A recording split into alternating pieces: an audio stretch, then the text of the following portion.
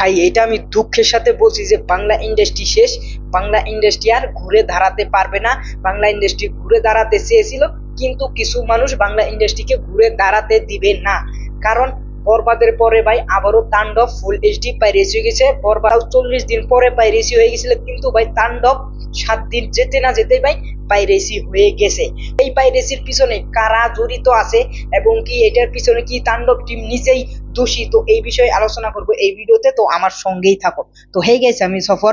তো কিছু বছর আগেও যদি আমরা দেখি যে বাংলা ইন্ডাস্ট্রির হালত ভাই অনেকটাই খারাপ ছিল, যেখানে না বাংলা সিনেমা স্টার সিনেপ্লেক্সে গিয়ে মানুষের দেখতো না, সিঙ্গেল স্ক্রিনে তাও শাকিব খানের সিনেমা চলতো, অন্যগুলো সিনেমা চলতো না। কিন্তু ধীরে ধীরে যখন মেগেছে শাকিব খান প্রিয়তমা দিয়া ইন্ডাস্ট্রি হিট একটা সাকসেস দিল, সিঙ্গেল স্ক্রিনেও মাল্টিপ্লেক্সেও, তো তারপরে থেকে ভাই সিনেমার বাজেট 8 কোটি 6 কোটির উপরে থাকে শাকিব খানের যে কোনো সিনেমার বাজেট। তো বাংলা সিনেমার বাজেট ভাই ধীরে ধীরে বেড়ে যায়। এখানে যদি আরফান শুভ সিয়ামের কোনো সিনেমা থাকে বা আরফান নিশুর সিনেমা থাকে, সেগুলোর 2 কোটি 2.5 কোটি 3 কোটি পর্যন্ত বাজেট চলে যায়। তো সেইখানে মেগেছে শাকিব খানের বাজেট থাকে 6 কোটি টাকা।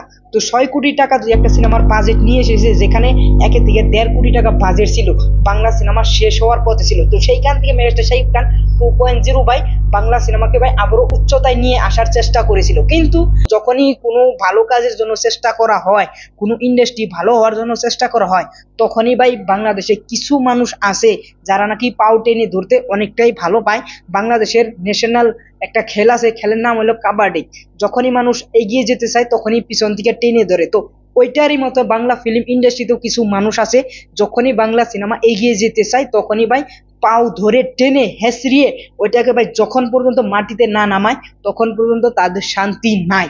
তো ফাইনালি এখন তাণ্ডবকে ভাই তারা পাইরেসি করে দিছে, এবং এটা আমি দুঃখের সাথে বলছি যে তাণ্ডব সিনেমাটা যখন পাইরেসি গেছে তখন থেকেই ভাই বাংলা ইন্ডাস্ট্রি শেষ হওয়ার পথে ভাই আবারও নিচ পেলে নেমে যাচ্ছে।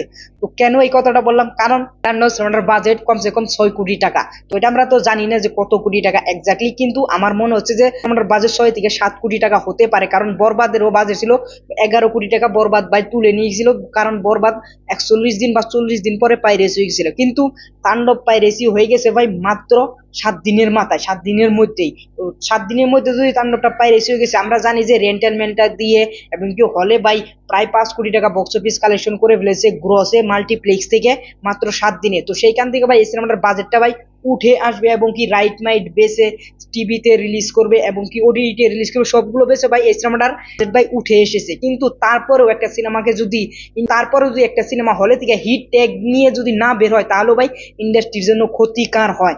পরে যদি আমরা দেখি যে তাণ্ডব কারা পাইরেসি করতে পারে, তো তাণ্ডব এখান থেকে পাইরেসি করতে পারে ভাই ডিস্ট্রিবিউশনটা বা হল মালিকরা। কিছু কিছু সিঙ্গেল স্ক্রিন হল মালিক আছে যেখানে ভাই সিনেমাটা দেওয়াই ভাই অনেকটাই রিস্ক।